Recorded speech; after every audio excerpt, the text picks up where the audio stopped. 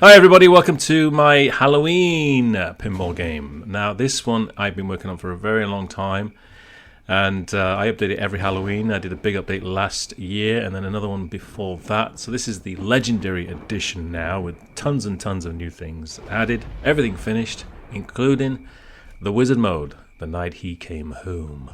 Or should I say, the night he came home. That's Donald Pleasance. Thank you very much, Donald. You're welcome. I'm going now. I'm going. Thank you.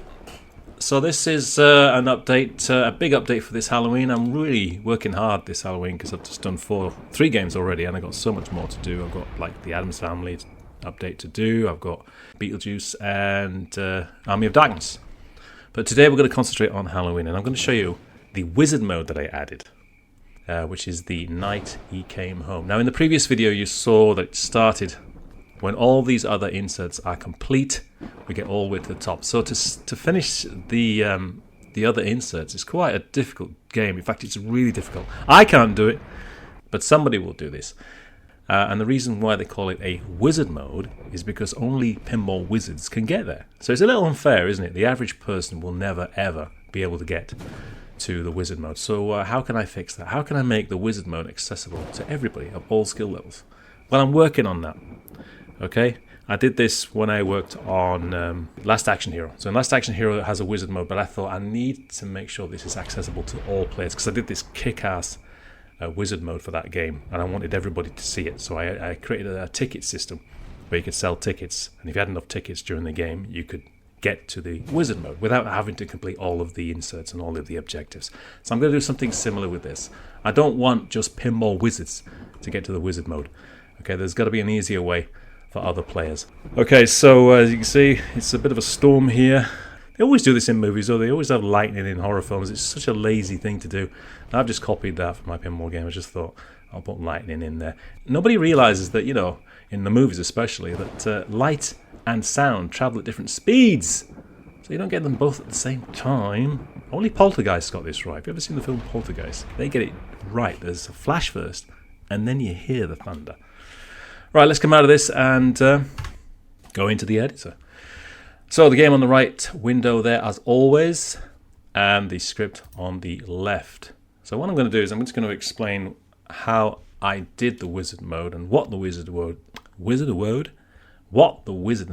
is, and what I wanted to achieve when I created it. So this is the instructions that I've written in green here. So this helps me in the future. Because what I do is I update a table, then I go off and do another 20 tables, and then I come back to this for an update, and then I do another 20 tables, and I come back to this. So it's like I forget, because I've got so many pinball games on the go.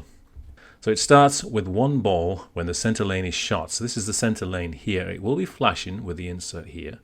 And the ball is diverted into this little hole here. So normally the ball would go all the way up here and around here, but I have a little sneaky divert here. You can't do this in the real world, of course. You can't just magically make guides appear, but you can in Future Pinball, which means we can have more fun. So the ball goes in here. What else we do? The ball ejects to the upper playfield. Shoot all 6 skill shot targets, the front row, then all 7 Michael targets, the second row. So once again, this is something you cannot do in a real pinball machine. You cannot have 2 sets of drop targets occupying the same space. It's absolutely impossible. So there's a drop target there and then there's a drop target in front. So completely impossible in the real world. You can't do anything like that. So again, in virtual pinball, we can have more fun. Go back to the thing here. So the ball enters here. The ball is destroyed and created here, and then it's ejected into the playfield. Okay, that's another thing you can't do in real life. You can't destroy a ball and then make it magically appear somewhere else. It's got to travel along a trough. And you'd have to make the ball travel uphill, which wouldn't happen in a real game. So you get 6 bullets as well. So every time the ball enters the upper playfield, Dr. Loomis's revolver is loaded with 6 bullets.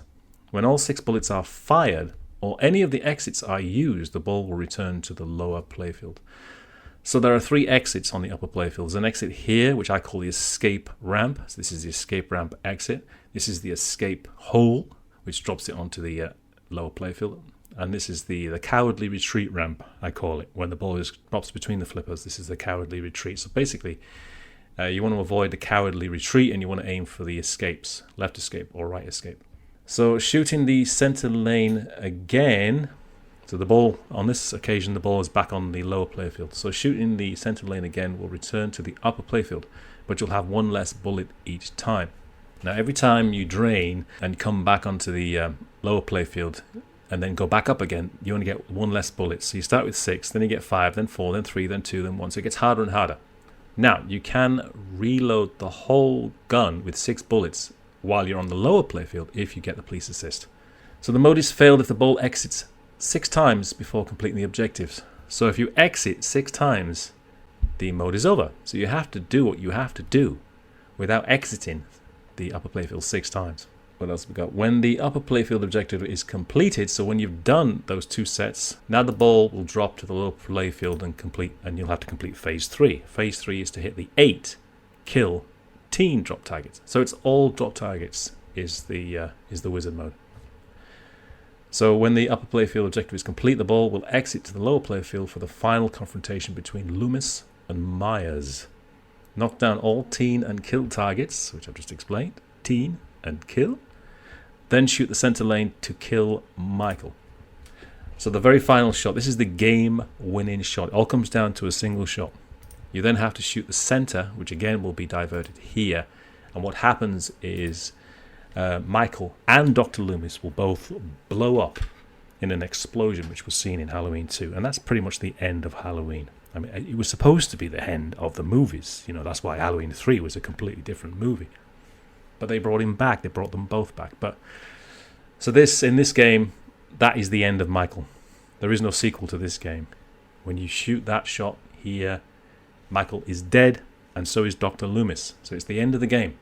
And then the whole thing resets. You can do it over again. So the pro tip here is when on the lower playfield, use the police assist to add more bullets and more time. So the mode is timed. And when you make the police assist, when your ball drops into the left inner lane and the right inner lane, you can go for the police assist, which means the police badge is lit on either loop. Shoot that during this mode, and you will get extra time, and you will get a full 6 bullets when you go back up again. So that's the wizard mode. And as you saw in the previous video, there's a whole bunch of music that goes with it and sound effects, and there's new quotes, and I make good use of the little telly up there. So what I'll do is I'll go back into the game, and I make use of this TV here by having everything that you need to know on this screen. So every time Dr. Loomis speaks to you, you will see Dr. Loomis's graphic appear on the screen. When Michael is present, his graphic appears on the screen. And I use this screen as well to relay other information that you need to know during the game. So it's an LCD, but it's a small LCD that's always in the player's view. They don't have to glance up here to see anything. It's always here. And at the moment, I've got some movie clips in the game, but I do need to add more. I need to add movie clips of Dr. Loomis shooting Michael Myers, because there's quite a few examples of that. And Michael sort of coming forward and getting shot and all this stuff. And then obviously the spectacular explosion, which I have to add as well. So I have to add all of that to the TV screen. So this is the view I use when I'm recording my YouTube videos now. So I've got the DMD in view, and I've got the LCD in view as well. But you see how much better it is when you have the LCD in view all the time when you're playing, so you don't miss a trick. Because there's no way, in a game like this, you are not going to be lingering up here, staring at a screen on the back glass. No one is. No one is looking up here. Everyone is looking down here. That's why I try and get the LCD on the playfield as much as possible, because it's more effective there. Alright, there's something else that I want to show you as well. When you are doing a wizard mode, obviously you want it to be as exciting as possible. The player has worked really hard to get to this point, so you don't want to let them down. Okay, you don't want an anti-climax. So, part of that is to create a light and sound show, which is going to be spectacular. Bigger and better than everything they've seen before. Now, to do that, I have to choose the right piece of music. Now, there are several pieces of music, because this has got 4 different stages. It's for stage 1, stage 2, stage 3, and then stage 4. So I'll give you an idea of the music that plays during the different stages. So this is where I keep all the music in the music manager, or music folder if you like, and they're all musics are called music, as you can see there, music, and then the name of the music, and then I've got VO, which is voiceover, and then I get FX for sound effects. Okay, so let's go to the music. So I've got different types of music for different modes. There's a ton of music from all of the films. Halloween 1, 2, 3, 4, 5, 6, all the way up. The best music, though, is in the first one and in the third one. So the third one uses, it's kind of all sort of electronic. It doesn't use an orchestral score, which for me adds a much better atmosphere than an orchestral score. I don't think an orchestral score, which they used in later Halloween films, works. You've got to keep it all electronic. Now, every film had its own variation. So from Halloween 1, 2, 3, 4, they changed the theme music for the opening titles. Some of them were good, some of them were bloody awful. The awful ones, obviously, I don't include.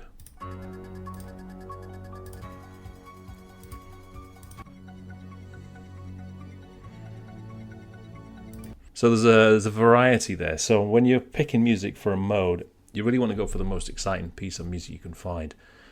So for Wizard, I use this one, just the phase 1, the opening of the Wizard mode, which is where you have to knock down the 6 Michael skillshot targets that pop up, plays this.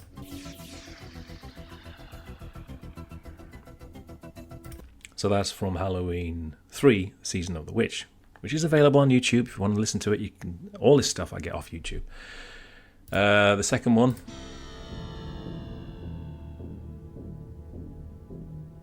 also from Season of the Witch. I don't think I actually used that. I think I used that as an idea, and then I just went with something else. The start as well, that's not used. These are still in there, but it's really that one. And then I use hurry loop. So when you've knocked the first set down, you go to the second set, which are all the Michael targets. There are 7 of those to hit, and then you get this.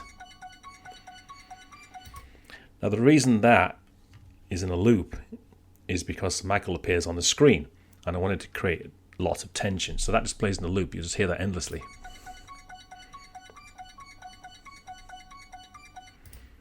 See, it stops there, but it will continue on in loop. All of these, every single piece of music you add to a pinball game has to play in a seamless loop. Even songs like licensed songs have to have a seamless loop because they have to continuously play. You can't have like a song with a long intro and then fading out as an outro. You can't have that in a pinball game. You need to eliminate the intro, you need to eliminate the outro, and you need to just focus on the central section and have the whole lot just loop. Now, this is what I do with all my licensed songs. They can't do that in the real world. They're not allowed to tamper with these songs, so they have to put the intro in and the outro in, which means they're less effective. The other phases I can't remember off the top of my head. I don't think I've actually finished them yet. The music when the ball drops to the low playfield for phase 3, which is to knock down the teens. I think I used 4 because it's got a beat. So it's getting progressively more and more exciting. And then when it comes to the final shot, I haven't decided yet what the final shot music is going to be, but I'm going to slow everything down to a tension piece of music. So it's going to slow down to a single shot, and the tension is just going to sort of like drop a little bit. You know, the music's going to drop a little bit. It's going to go quite low, and then it'll be, this is the shot, and you've got like 10 seconds to make the shot. And then it'll be a spectacular explosion, which won't have any music on it whatsoever, and a spectacular light show. So that's how you add the music effectively. It's not just one piece of music which plays through the Wizard mode. It's 4 independent pieces of music, all set a different sort of atmosphere. And then you've got all these quotes here, which I've taken from the films. It's all Donald Pleasance. There's no AI. There's no bad impersonations that I do of him. It's all Donald Pleasance. It's all Dr. Loomis from all of the films. Let's just listen to this one. Samhain. It means the Lord of the Dead. The festival of Samhain. October 31st. There you go. So nobody's better suited to do this game than the man himself, Donald Pleasance. Now I know that Spooky used a sound-alike. I mean, I can do a sound-alike, and it just doesn't sound right. So you've got to use the man himself. Okay, so that's how you do audio design for a Wizard mode. Alright, so that's the Wizard mode. Now what I'll do is in the next video, I will do a gameplay video where I will incorporate the Wizard mode. I will cheat to get there, obviously, because the game is way too hard for me, but I will cheat to get there, and I will complete the whole thing, and you'll see all those movie clips. You'll see the spectacular explosion and all that. So join me for that. It'll take about a day or two to put it together.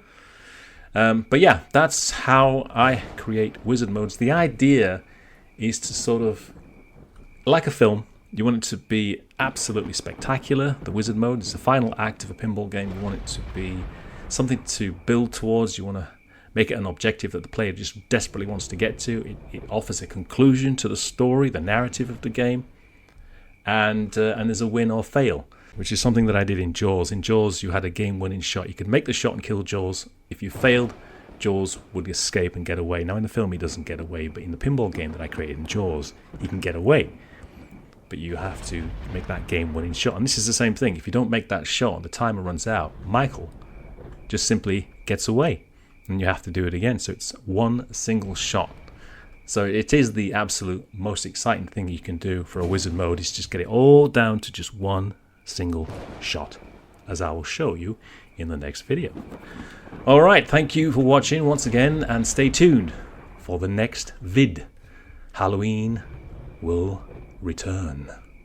Toodaloo.